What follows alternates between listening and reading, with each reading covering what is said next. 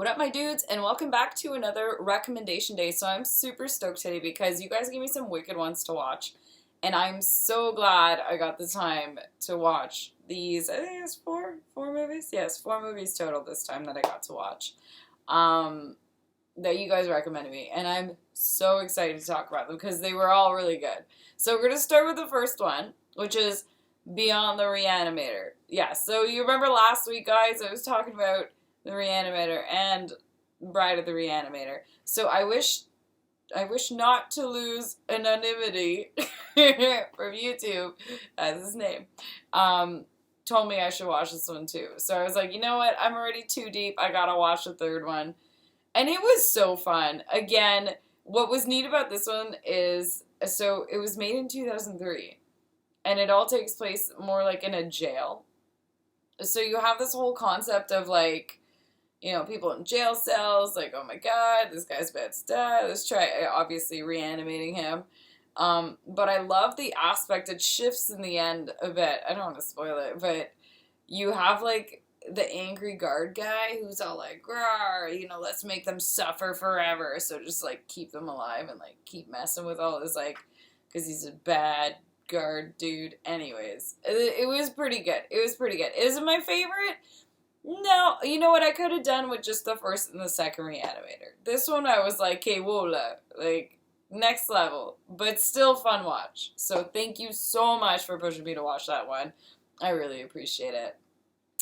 On to the next one. Okay, this one freaking not blew me away, but I was like, what am I watching? And then I had like one of those like moments like, oh. So, Barlow's Boutique told me I should watch the movie Wer. W-E-R. Okay, so I'm like, I have no idea what I'm getting into. And like, I'm looking at this thing. It starts off, it's pretty neat. You have this family that basically, they get attacked by some crazy, lanky, hairy dude. And they have it on video, well, parts of it on video. Kind of like Sam Squanch kind of vibes. And it's all about, like, the attorneys getting involved because, like, they randomly took this dude into custody and they're like, he did it. They're, like, somewhere in France. Anyways. And it's all about this attorney lady who's like, oh, you can't do that to my client. Like, let me look into this. And you just see this guy, and he apparently, like, suffers from some, like, syndrome or whatever where, like, he wouldn't even be capable of even doing that. So she's trying to, like, you know, fight on that side, and, like, you can see, like, the gentleman just seems scared, unwell, and then the movie totally shifts. So it's interesting, because the majority of the movie is, like, this whole cops kind of thing, cops, attorneys, and, like, trying to figure out, like, how they can get this guy out, or, like, what else could happen, and then it turns into werewolves, right? Where? I didn't even think about that. I didn't even... It's one of those embarrassing moments where you're like, oh, that's where the title comes from. Yeah. So it's so neat how they start, like, looking into it. They're like, oh my god, the lunar eclipse happens. This guy goes nuts. He suffers from some kind of epileptic, who knows what. But really, he's a werewolf. And, like, his parents knew there was, like, some weird thing in the basement, like, chain him down. And you're just like, and like the attorney lady's like, oh shit. But that's still something that maybe we can help them out with. They're like, guys, give up. So I thought this movie was a treat. It was definitely it was a serious film. But I'm still laughing about it because I can't believe I didn't put two and two together. Like, until like halfway through. I was like, oh, come on, Vicky. Yeah. But it was really good. And you know what? Thank you so much, my dude, for telling me to watch this, because normally classic monster movies, especially werewolves, like, I'm a big, like, I love the movie, like, I love the making of Thriller, I love Thriller, I love Michael Jackson's whole transformation, but when it came to werewolf movies growing up, I was never into them. This movie took a twist on it where they were trying to make it almost human, and almost like, no, this is a thing. And, like, you keep hearing about it. I mean, in general, you know, the mood affects people. Anyways, thank you so much. This is another one of those moments where this is why I love doing Recommendation Day, because I'm watching movies that I probably would have never personally chosen. And, like, this just opened up my eyes, like, wow, I gotta start watching some more werewolf movies. So thank you. Alright, next one. Oh, this was a good one. So, Goats, Goats, from YouTube, told me to watch The Deeper You Dig. This movie was from 2019. What a movie! Literally, I was like, how have I not heard about this?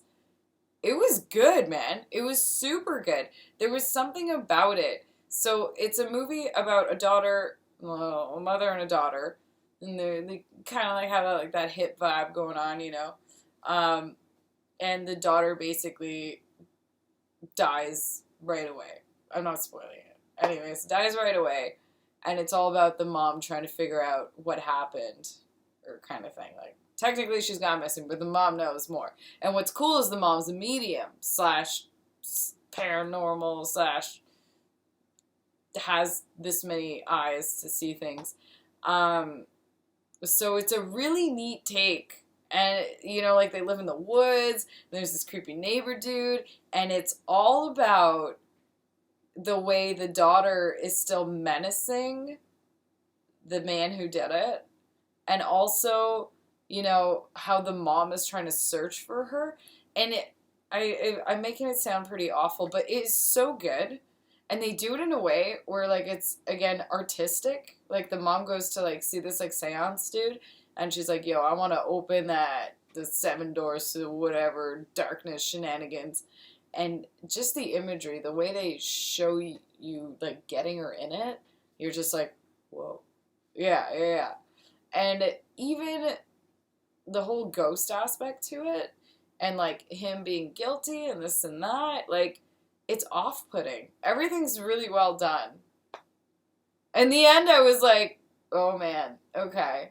Yeah, it was really a good movie. I highly suggest it. I don't know why I never heard of it before Goats shouted it out, literally. Because it's a great film. Yeah. Thank you. Okay, next.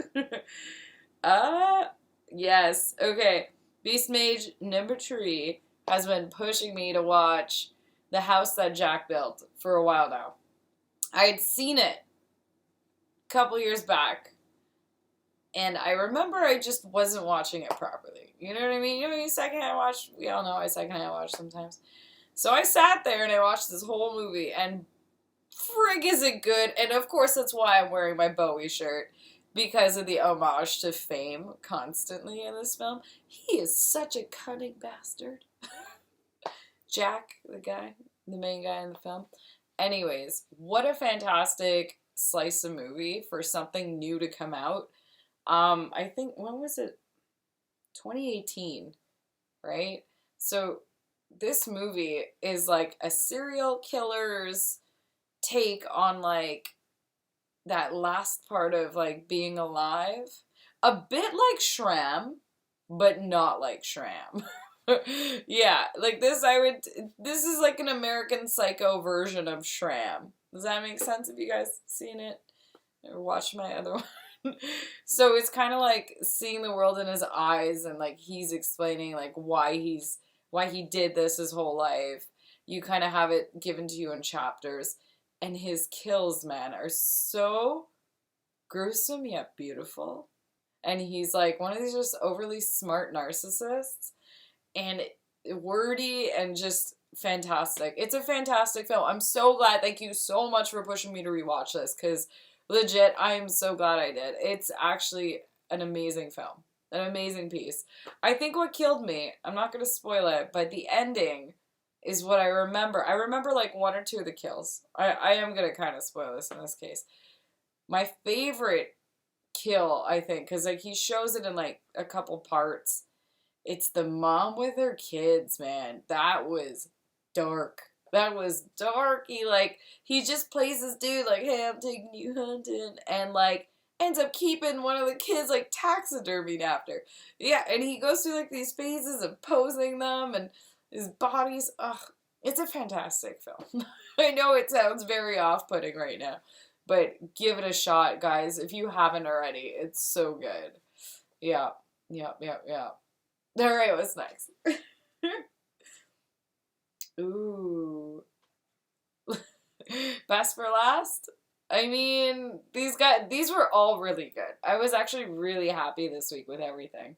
But Mother's Day from 1980, that was bloody effing gore, my dude, who hollered at me to be like, cover this. And I'm like, yes. Okay, so Mother's Day, a 1980 film, super silly. It's by the dudes, I'm pretty sure the dudes who do Trauma, or like one of the brother dudes. Anyways, fantastic film. And it's like your classic, like, weekend getaway. Girls are like, yeah, let's go camping. Of course, they're like pounding beers back while they're going. And of course, there's this crazy family in the woods, but it's a weird matriarch vibe, right? So it's like this lady, old lady, and her two sons, and her two sons are just like bananas, like all over the place. And they're basically like, they keep like offing people in the woods, and like the mom kind of tells them what to do. She's like the one who's like bullying them around and stuff. And of course, they'll do anything for their mother. Also, the mother uses this weird like, ooh, don't, you better listen to me. You better keep me safe from like this big thing in the woods / like it's gonna get us. And like the whole time you're like, oh, she's just some manipulative bitch, right? She's just like keeping them under wraps. And then the end happens. Mild spoiler. But this movie is so good. And like the girls are so killer in it. It's not like your typical like cheesy like, oh my god, I fell and I like hurt myself. This is like they come back with a vengeance. And like I love it. It's so it's like if Last House on the Left met Motel Hell and made babies. Does that make sense?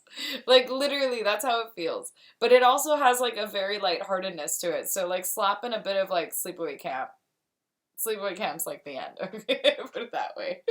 Yeah. Fantastic film, though. And, like, nobody talks about it. It's another one that, like, goes unheard of. And I don't know why. I wonder why movies do that sometimes. Like, all the ones we named tonight, I mean, Reanimator has a big name, I think, behind it. But the rest of them, I haven't seen, like, I'm on a lot of horror pages, and I haven't seen many people speak about them. So, I'm glad. I'm glad we're talking about them, and I hope you guys go and check them out, because, like, legit, I was really happy to watch them, so you'll be happy to watch them. I assume so. I mean, we kind of all have the same taste, right? That's why we all hang out. Alright, my dudes. You guys have a wicked rest of your week. Happy Thursday. Keep the recommendations coming. I honestly appreciate it. Times, like, that many. My toes are going to. And yeah, if you guys aren't subscribed, yo, do it. And if you are, thank you guys so much for being part of the spooky journey. It's all about having fun, right? Have a wicked night. Bye.